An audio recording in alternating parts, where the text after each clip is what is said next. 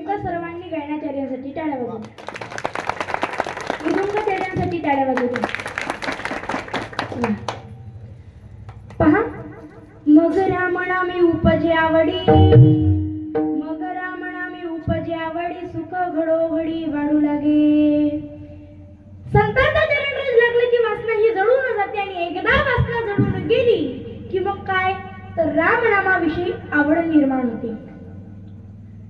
आता रामनाम घेतलं तर आपल्याला सुख प्राप्त होते असे तुकोबाराय म्हणतात की जेव्हा आपण नामस्मरण करतो किंवा एखादी कुठलाही भगवान परमात्म्याचं असो कुठल्याही देवाचं जर आपण नामस्मरण केलं तर आपल्याला सुख प्राप्त होते. रामनाम घ्या, रामनाम जर घेतलं ना तर आपल्याला सुख प्राप्त होते. तुम्ही म्हणताल महाराज आम्ही तर किती राम राम करतो पण आम्हाला का सुख प्राप्त होत नाही. महाराज रामनाम घ्या पण अंतःकरणापासून घ्या, मनाने घ्या. जर आपण मनच त्या रामनामात नसेल तर कायले सुख प्राप्त होईल आपल्याला. पण महाराज रामनाम घेतल्याने सुख प्राप्त होतं आणि हे सुख कुणाला प्राप्त झालं हे एकाच मिनिटात सांगते. आधी भजन करा विठ्ठल.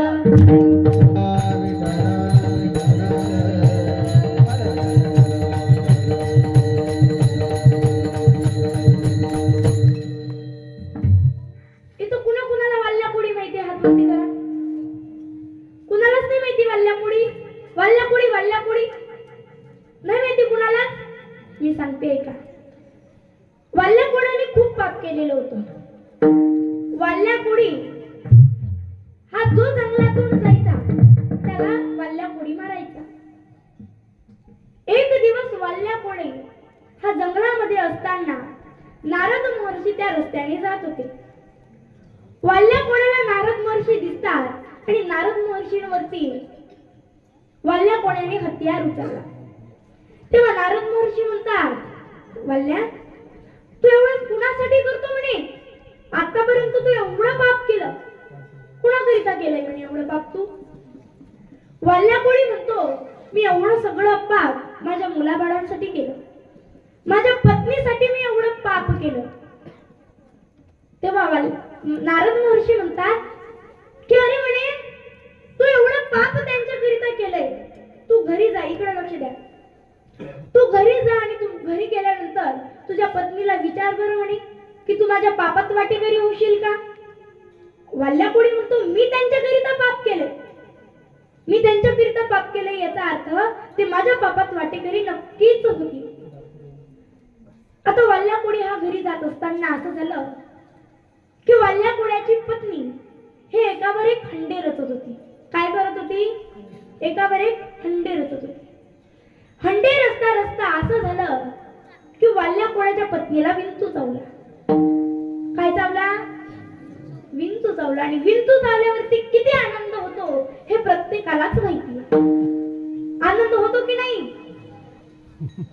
डीजेला लावतच माणूस नसतो.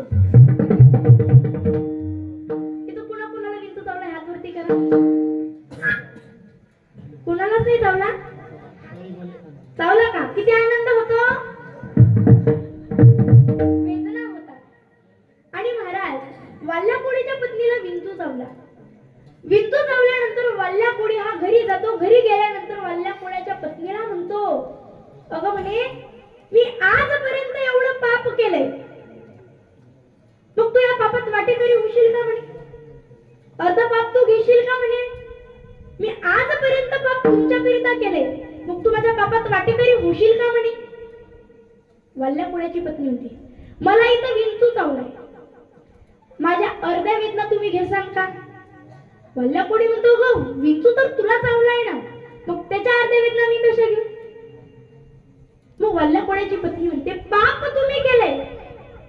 लक्षपूर्वक ऐका. पाप तुम्ही केलंय म्हणे, मग तुमच्या पापामध्ये मी कशी वाटेकरी होऊ शकते. वल्ल्यापुड्याला पस्तावा होऊ लागला. वल्ल्यापुडी हा नारद महर्षींकडे गेला. वल्ल्यापुडी हा नारद महर्षींना म्हणू लागला नारद महर्षी मी आजपर्यंत खूप पाप केलंय म्हणे, आता मला पस्तावा वाटत आहे, पण आता या पाप नष्ट करण्याचा एक उपाय मला काहीतरी सांगा. तेव्हा वल्ल्यापुड्याला नारद महर्षी म्हणतात अरे म्हणे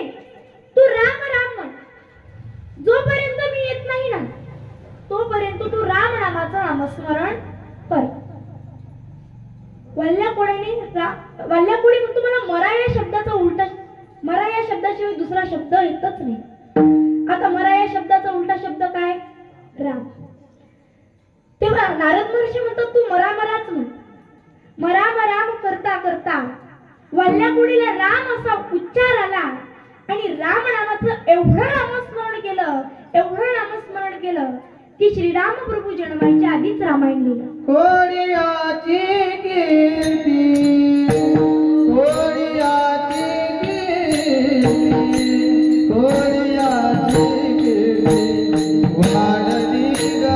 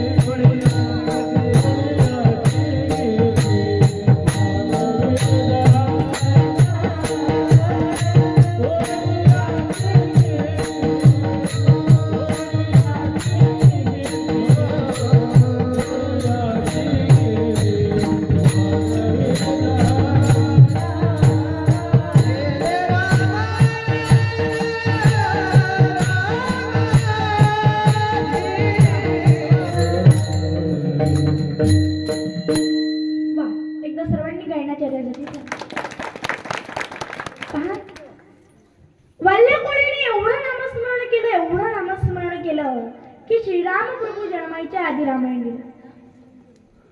कोडियाची कीर्ती वाढली गहाण, केले रामायण रामानी. पहा मग मला सांगा, वाल्याकोळीने जर भगवान श्रीराम प्रभू जन्माच्या आधी जर रामायण लिहिलं असेल तर मग हे सुख आहे की दुःख आहे? सुखच आहे. म्हणून सर्वांनी राम नामाचं नामस्मरण करायचं. कारण या जगामध्ये कुणीही कुणाचं नाही. तो भगवान परमात्मा आपला आहे. त्या भगवान परमात्म्याला आपलंसं करून घ्या. अंतकाळापर्यंत आपलं कुणीही कुणाचं नसतं. जन हे सुखाचे दिल्या घेतलाचे, अंतही काढीचे नाही कुणी. घरात अंतकाळापर्यंत आपलं कुणीही कुणाचं नसतं. बरेच लोक म्हणतात हे माझं असतं, ते माझं असतं, मुलबाळ माझे असतात, पण खरंच कुणी कुणाचं नसतं. नाही रे, नाही कुणाचे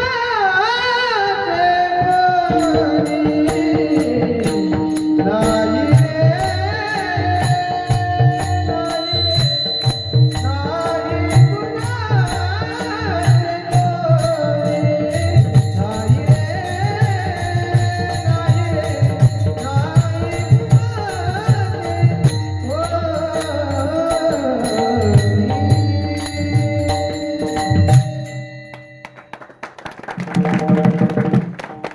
आता वाटलं का तुम्ही जागे हात म्हणून?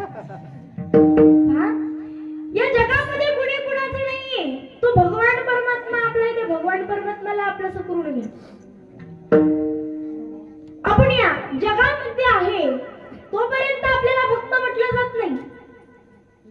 जेव्हा आपण त्या भगवान परमात्म्याला आपलंसं करून घेऊ, त्या भगवान परमात्म्याच्या नामस्मरणामध्ये जेव्हा आपण तल्लीन होऊ किंवा त्या भगवान परमात्म्याची जेव्हा आपण भक्ती करू, तेव्हाच आपल्याला भक्त म्हटलं जातं. विठ्ठल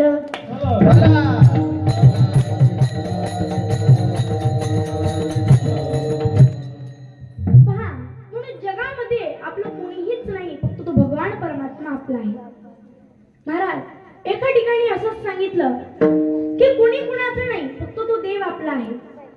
लगेच एक माणूस माझ्याकडे आला, मला म्हणाला दीदी तू आज कीर्तनामध्ये चुकीचं सांगितलं म्हणे. कुणी कुणाचं नसेल पण माझी बायको माझी आई म्हणे. म्हटलं हो का, बरं.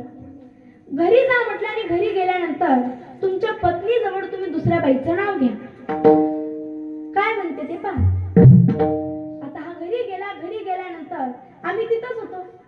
मग घरी गेल्यानंतर हा म्हणाला अगं म्हणे ते शेजारची खूपच छान चहा केला म्हणे. आता बायकोनं लावली ना कानाखाली. हा म्हणतो का ग म्हणे, मला का मारली म्हणे, मस्करीत मारली म्हणे की रागाने मारलं म्हणे. आता तुम्ही माझ्याकडे दुसऱ्या बाईचं नाव घेता म्हणे, मग मी का मस्करीत मारणार आहे का म्हणे तुम्हाला. बरं झालं रागानेच मारली. एरवी मला मस्करी आवडत नाही म्हणे. विठ्ठल मला विठ्ठला विठ्ठला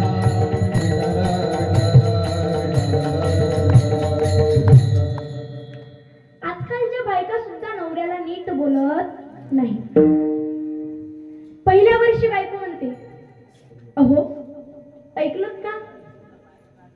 लक्षपूर्वक ऐका. पहिल्या वर्षी बायको म्हणते, अहो ऐकलत का? दुसऱ्या वर्षी म्हणते, ओ बंटीचे पप्पा ऐकलं का? दुसऱ्या वर्षी म्हणते, ऐकायला येत नाही का? कान डोळे फुटलेत का तुमचे? चौथ्या वर्षी म्हणते, इकडे येतात का तिकडे येऊ? चौथ्या वर्षी म्हणते, कसला भैरा आहे, त्याला किती आवाज देतो तरी येत सुद्धा नाही. पहा असं असतं बघा. या जगामध्ये कोणी कुणाचं नाही. आजकालच्या बायका सुद्धा नवऱ्याला नीट बोलत नाही. पायलटची बायको म्हणते, जास्त उडू नका. पेंटरची बायको म्हणते, थोबाडच रंगवी.